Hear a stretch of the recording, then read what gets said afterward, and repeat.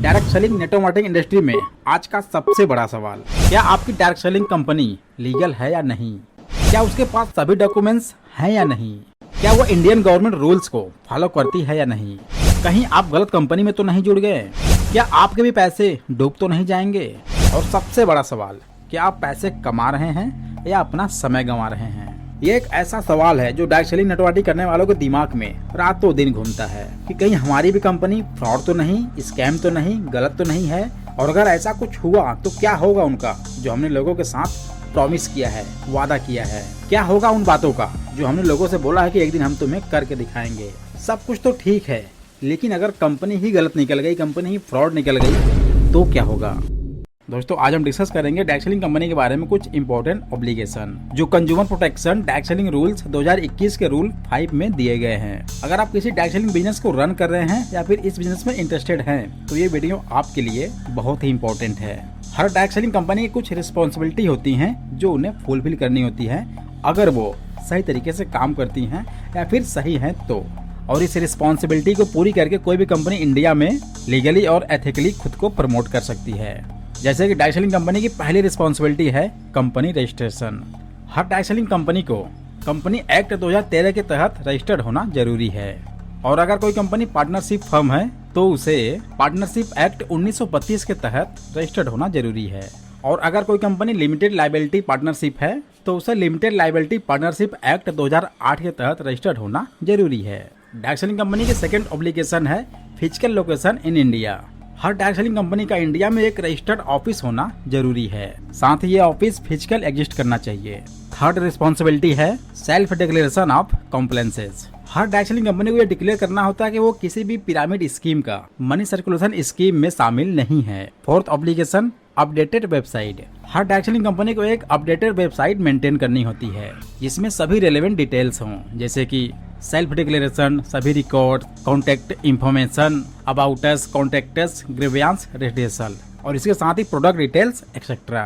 Fifth responsibility है trademark of ownership. हर direct selling company के पास उनके गुड्स और सर्विसेज के लिए एक वैलिड ट्रेडमार्क या सर्विस मार्क होना चाहिए।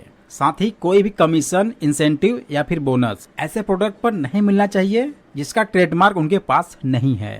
छठवां रिस्पॉन्सिबिलिटी है ट्रेड रजिस्ट्रेशन एंड लाइसेंसेज। हर डायरेक्ट सेलिंग कंपनी को अपने एप्लीकेबल ट्रेड रजिस्ट्रेशन और लाइसेंस ऑब्टेन करने चाहिए, जैसे कि permanent account number means PAN card, goods and services tax GST। Seventh responsibility है सर्टिफाइड वेबसाइट इंफॉर्मेशन। हर डायरेक्ट सेलिंग कंपनी की जो उनके वेबसाइट पर जानकारी प्रोवाइड की जा रही है वो एक सर्टिफाइड सेक्रेटरी द्वारा होनी चाहिए। आठवां रिस्पॉन्सिबिलिटी है return contract of direct seller. हर डायरेक्ट सेलिंग कंपनी को consumer protection direct selling rules 2021 के तहत अपने सभी डायरेक्ट सेलर के साथ एक रिटर्न कॉन्ट्रैक्ट करना जरूरी है और इस कॉन्ट्रैक्ट के सभी term condition and fair just होना जरूरी है। Obligation number 9 verified identities of direct seller. हर डायरेक्ट सेलिंग कंपनी को अपने सभी डायरेक्ट सेलर के लिए एक आइडेंटिटी कार्ड और रिलेवेंट डॉक्यूमेंट्स इशू करने जरूरी है। यानी कि अगर आप एक डायरेक्ट सेलर हैं, एक नेटवर्कर्स हैं, तो आपकी कंपनी का आपके पास आइडेंटिटी कार्ड होना जरूरी है। और अगर आपके पास आइडेंटिटी कार्ड नहीं है तो आप प्लीज अपने कंपनी से आइडेंटिटी कार्ड अपने लिए बनवा लें और खुद को और अपने पूरे टीम को प्रोवाइड करें।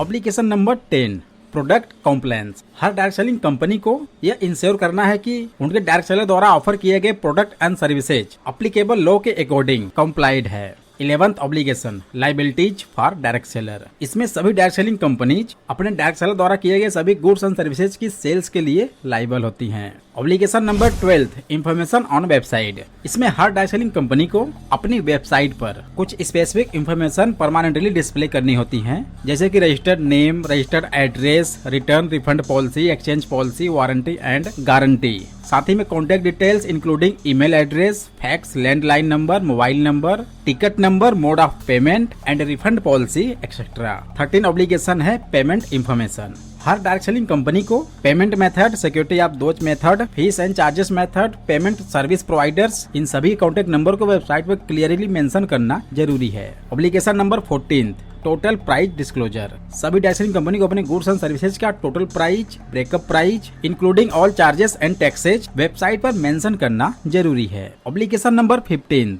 Pre purchase information. इसमें सभी डायरेक्ट सेलिंग कंपनी को प्री परचेज स्टेज पर अपने बायर्स को कंप्लीट और करेक्ट इन्फॉर्मेशन देना जरूरी है। ताकि वो बायर्स कोई भी प्रोडक्ट खरीदने से पहले इन्फॉर्म डिसीजन ले सके। Obligation number 16, no unfair trade practice. इसमें डायरेक्ट सेलिंग कंपनी को अपने बिजनेस में किसी भी प्रकार की अनफेयर ट्रेड प्रैक्टिस एडॉप्ट नहीं करने हैं, और अगर कोई भी कंपनी ऐसा करते हुए पाई जाती है तो यह क्लियरली डायरेक्ट सेलिंग रूल्स और एक्ट का वायलेशन माना जाएगा। Obligation number 17, product compliance with legal metrology act. सभी डायरेक्ट सेलिंग कंपनी को अपने product legal metrology act declaration के साथ कंप्लाई करना जरूरी है। ऑब्लिगेशन नंबर 18, डाटा सिक्योरिटी यानी डाटा प्रोटेक्शन। इसमें हर डायरेक्ट सेलिंग कंपनी को अपने डायरेक्ट सेलर के सभी सेंसिटिव डाटा प्रोटेक्शन को इंडिया के ज्यूरिडिक्शन में स्टोर करना और उसके मिसयूज से बचाने के लिए एडिक्यूट सेफगार्ड इंप्लीमेंट करना जरूरी है। Obligation number 19, grievance redressal mechanism. हर डायरेक्ट सेलिंग कंपनी को कंज्यूमर के ग्रीवेंस को एड्रेस करने के लिए एक effective grievance redressal mechanism establish करना होता है,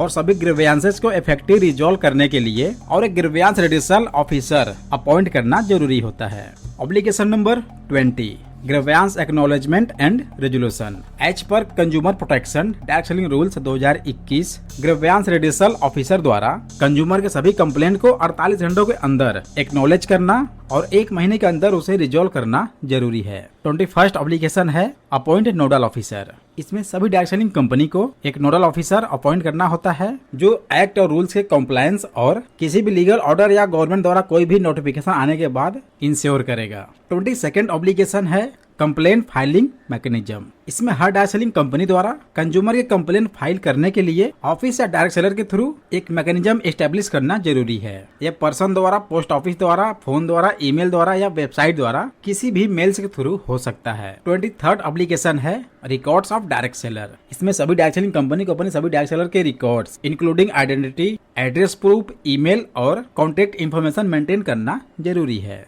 24th ऑब्लिगेशन है इंफॉर्मेशन डिस्क्लोजर टू कंज्यूमर। इसमें डायरेक्ट सेलिंग कंपनी द्वारा कंज्यूमर के रिक्वेस्ट करने पर उन्हें डायरेक्ट सेलर के इंफॉर्मेशन प्रोवाइड करना जरूरी है, साथ ही इफेक्टिव डिस्प्यूट रेजोल्यूशन हो सके। नेक्स्ट ऑब्लिगेशन नंबर 25 जो सबसे जरूरी है और सबसे खास है, legal direct selling company list, जिसमें वो सभी कंपनियां रजिस्टर्ड होती हैं जो कंपनी 100% जेन्युइन होती हैं और लीगली तरीके से काम कर रही होती हैं। और ये लिस्ट सभी डायरेक्ट सेलर के पास होना बहुत जरूरी है, जिससे कि वो इंश्योर कर सके कि उसकी कंपनी जिसमें वो काम करता है वो इस लिस्ट में शामिल है, और अपने सामने वाले को, जो उसके गेस्ट हैं, उसके प्रोस्पेक्ट हैं, मीन्स कि जिसको वो ज्वाइन कराने वाले हैं, उसको दिखा सके कि जिसमें आप ज्वाइनिंग कर रहे हैं ये एक लीगल और रजिस्टर्ड कंपनी है जिसका नाम गवर्नमेंट के लीगल डायरेक्ट सेलिंग कंपनियों के लिस्ट में शामिल है, और ज्वाइन करने वाला भी इन्फॉर्म्ड हो, ताकि बाद में डायरेक्ट सेलर को यानी कि आपको कोई भी इशू, कोई भी परेशानी न होने पाए। मैं डायरेक्ट सेलिंग के प्रॉब्लम्स के बारे में बात करना चाहता हूँ, क्योंकि डायरेक्ट सेलिंग जो है, अगर रेगुलेशन इसमें नहीं है तो कई गड़बड़ हो सकते हैं और लोगों को काफी नुकसान भी हो सकता है। अब देखिए, अगर आप एक्सपर्ट का नहीं मानेंगे, गवर्नमेंट का नहीं सुनेंगे और किसी कंपनी को सिर्फ मोटिवेट होकर ज्वाइन कर लेंगे तो उसका खामियाजा तो आपको भुगतना ही पड़ेगा। और इसीलिए इसी साल यानी कि 2025 में इंडियन गवर्नमेंट ने सभी लीगल कंपनियों का एक लिस्ट जारी किया है, जिससे लोगों को आसानी से पता चल सके कौन सी कंपनी सही है और कौन सी कंपनी गलत है, कौन सी कंपनी फ्रॉड है। क्योंकि ज्यादातर लोग यहीं पर धोखा खा जाते हैं। क्योंकि जरूरी ये नहीं कि इंडिया में जितनी भी कंपनी डायरेक्ट सेलिंग की हैं वो सही ही हैं, वो लीगल ही हैं। इसलिए कंपनी का चुनाव सही होना चाहिए, अदरवाइज आपके साथ स्कैम फ्रॉड हो सकता है। तो ज्वाइनिंग से पहले इस लिस्ट में अपनी कंपनी को आप जरूर चेक कर लेना। तो इस लीगल डायरेक्ट सेलिंग कंपनियों के नेम लिस्ट को लेने के लिए लिंक डिस्क्रिप्शन में दिया गया है, आप लिंक पर क्लिक करके प्रोसेस को फॉलो करके इजीली ले सकते हैं।